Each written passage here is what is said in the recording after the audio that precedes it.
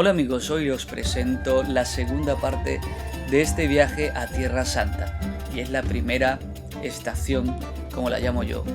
Nos dirigimos a Nazaret.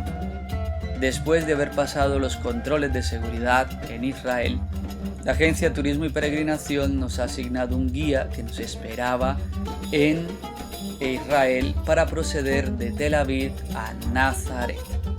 En este vídeo os enseñaré algo de mi primera impresión de Nazaret, especialmente en mi llegada. Empecemos.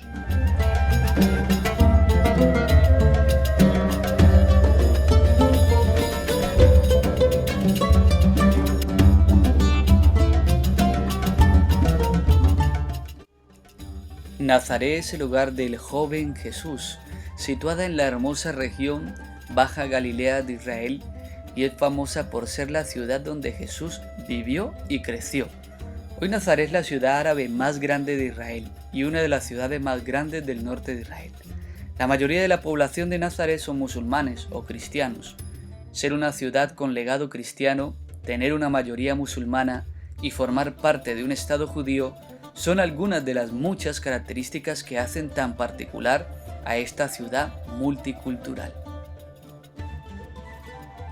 El recorrido que hemos realizado en bus es de aproximadamente 1 hora y 30 minutos y se realiza en bus.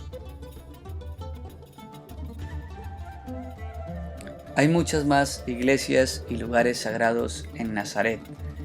En realidad se trata de un viaje a los escenarios bíblicos.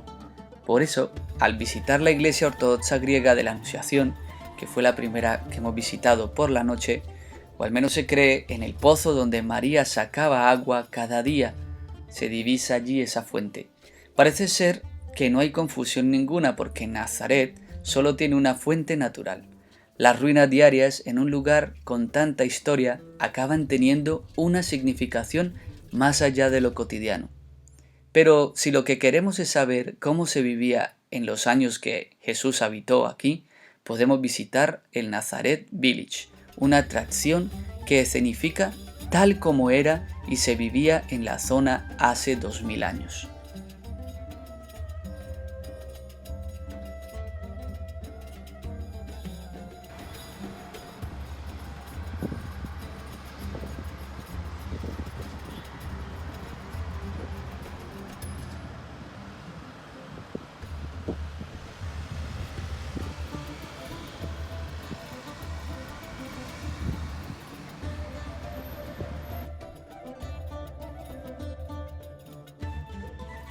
Para quienes conocemos por primera vez Nazaret, nos entra un poco de contraste ver que hay más musulmanes que cristianos. Y cuando salíamos en grupo para conocer aquella ciudad, nos encontramos con una boda musulmana, como podéis apreciar en esta imagen y en este festejo en el que los hombres danzan solos alrededor. Las mujeres se encontraban separadas, también disfrutando de este festín.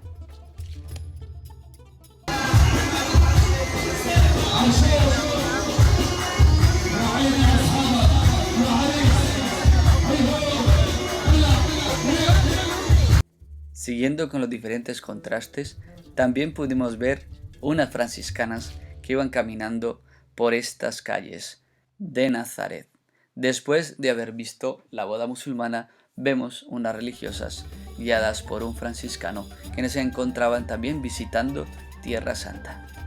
Una tierra donde se unen 3 religiones: el cristianismo, el judaísmo y el islam.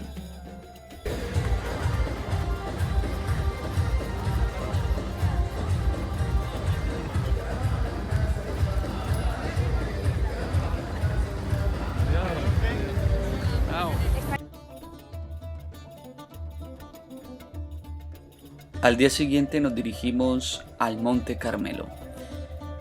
Visitar el Monte Carmelo hoy es uno de esos espacios protegidos por el Patrimonio de la Humanidad, UNESCO, por ser una reserva de la biosfera de Israel, y es que este lugar ha sido desde siempre un verdadero paraíso de fertilidad y hermosura, según lo escriben en varios pasajes del Antiguo Testamento, donde además de un paraíso, era un reconocidísimo espacio sagrado al menos desde el siglo XV a.C., según los egiptólogos que lo identifican como el Maspero, un promontorio sagrado según Tutmosis III. Es reconocido por haberse aparecido ahí la Virgen del Carmen.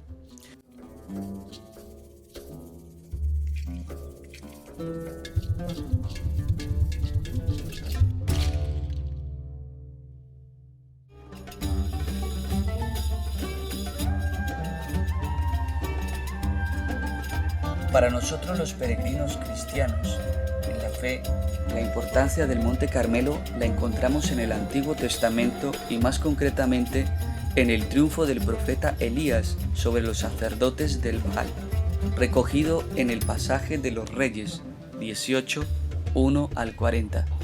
En él se relata cómo Elías llamó a los sacerdotes del Baal una divinidad para los fenicios, así para probarles cuán falso fuese su Dios, y reunió en el Monte Carmelo a 450 sacerdotes adoradores del Baal y los desafió a que encendieran fuego con sus oraciones para cumplir un sacrificio, algo que no fueron capaces de hacer. Entonces Elías destruyó un altar para hacer la ofrenda e inmediatamente el fuego del cielo consumió la ofrenda. En la parte sureste del monte encontramos una estatua de Elías que recuerda este pasaje. Por otro lado, en el siglo XII, un grupo de devotos de Tierra Santa, procedentes de Occidente, algunos creen que venían de Italia, decidieron instalarse en el mismo valle que sus antecesores y escogieron como patrona a la Virgen María. Allí construyeron la primera iglesia dedicada a Santa María del Monte Carmelo. El Monte Carmelo es la última cresta de la cordillera que corta el valle de Jezreel, que se extiende por el sureste hacia el mar Mediterráneo. Su formación geológica es una mezcla de piedra caliza y pedernal, cubierta por rocas volcánicas en algunas zonas. La altura del Monte Carmelo es de 546 metros por 8 kilómetros de ancho, con un poco de inclinación en dirección sureste, y es precisamente esa ladera la que cuenta con una vegetación más exuberante compuesta de pinos, robles, olivos y laureles.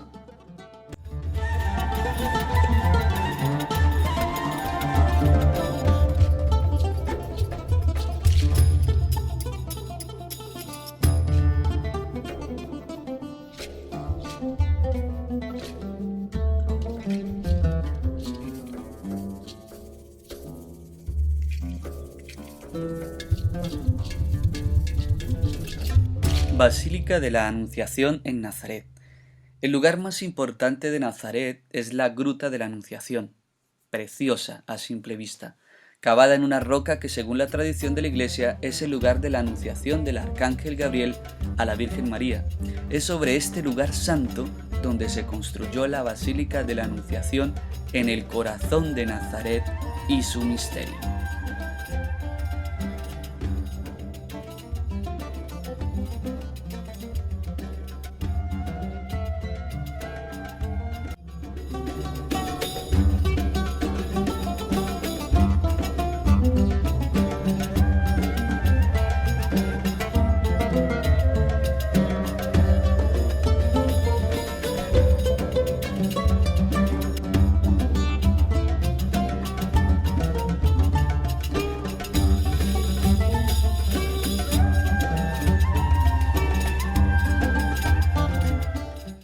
Lo que podemos decir es que hay una tradición del culto del lugar santo en el sitio, llamado tradicionalmente la Cueva de la Anunciación, es decir, que ha sido siempre venerada como tal. Las pruebas arqueológicas que tenemos se concentran exclusivamente en la presencia de algunos grafitos muy importantes que nos dan un alto porcentaje de probabilidades sobre la existencia de la casa de María alrededor de la cueva.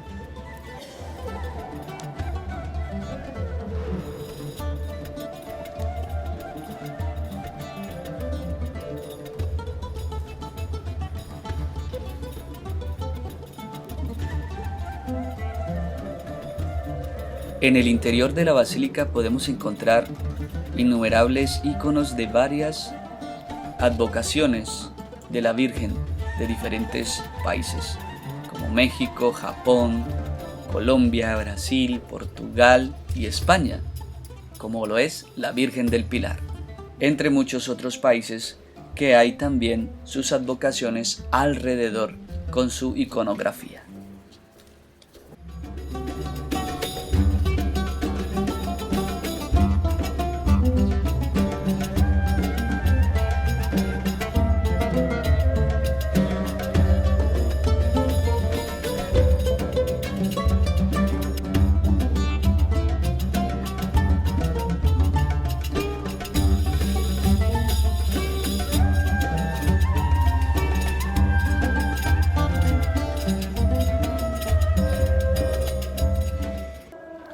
Lo curioso de esta ciudad de Nazaret, la que podemos observar y entender que se pueden mezclar o convivir prácticamente, más que mezclar, las tres religiones, el judaísmo, el cristianismo y los musulmanes. Prácticamente están aquí conviviendo. Sale uno de la Mater Ecclesiae, de la Basílica de la Anunciación, y escuchas cómo en el fondo están cantando los musulmanes.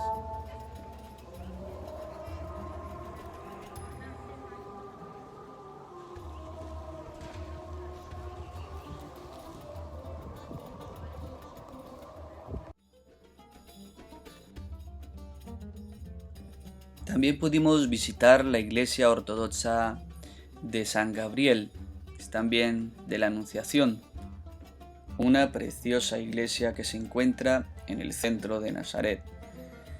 Visita esta iglesia gigantesca de la Anunciación y es ortodoxa, como lo decía, y esta antigua y pequeña iglesia está construida sobre la antigua fuente, quizás la única que alimentaba el pozo de la aldea de la cual acudían las mujeres en busca de agua. Se supone que la Virgen María, como las demás mujeres del pueblo, acudían a la misma para proveerse de agua.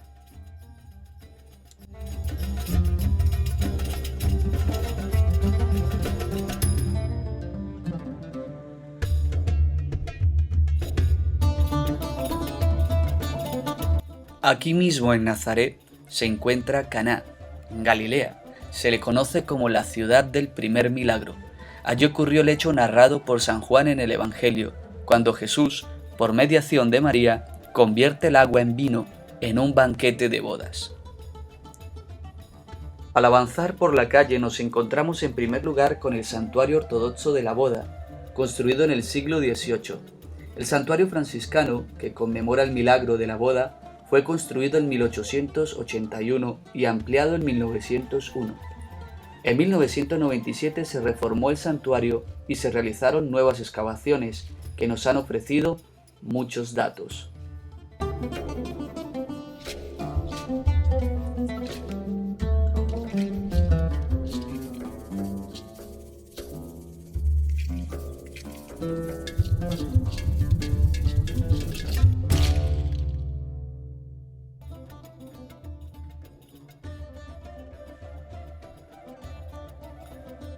En la Edad Media se han descubierto restos de un gran atrio dividido por una hilera de columnas. El muro norte de la actual iglesia está basado en los restos de este edificio. En el lado noreste hay un ábside que pertenece a un edificio del siglo V o VI. Junto a él hay una sepultura orientada este-oeste, como solían hacerlo los cristianos. Esta construcción sirve de base al ábside norte de la iglesia actual, pero el padre Ayata, director de las excavaciones, dice que nada confirma una construcción cristiana. Hay un atrio porticado del siglo V, perteneciente a un edificio de traza judía, seguramente una sinagoga, situada al norte de la iglesia. Su atrio ocuparía el edificio medieval. Aquí se encontraron restos de un mosaico con una inspiración en arameo. Recordad a José, hijo de Taún, hijo de Butá, con sus hijos, porque ellos hicieron esta tábula. Sean bendecidos. Amén. Del siglo I al siglo V hay restos de estancias que se sitúan bajo el atrio porticado, en la zona sur. El suelo enlosado, con rastros de yeso, como se ve en la zona de la cripta, pertenecía a estas estancias. En esta misma iglesia también se puede celebrar la renovación de las promesas matrimoniales, los votos que se han hecho los casados. Y aquí se renuevan las bodas. Hemos tenido la posibilidad de realizarlo allí, con un grupo de peregrinos.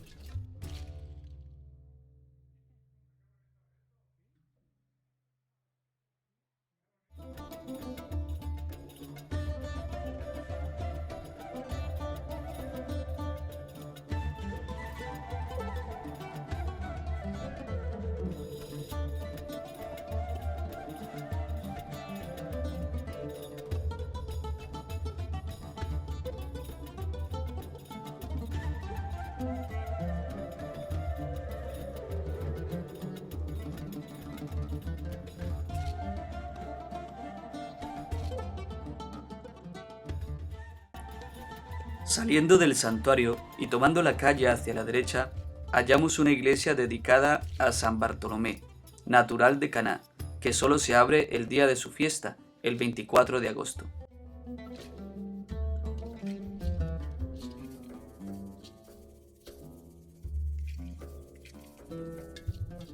Al final de la calle está la carretera donde nos espera el autocar, para dirigirnos a Tiberíades, a los montes de la Baja Galilea. Nos vemos en el próximo capítulo. Hasta la próxima.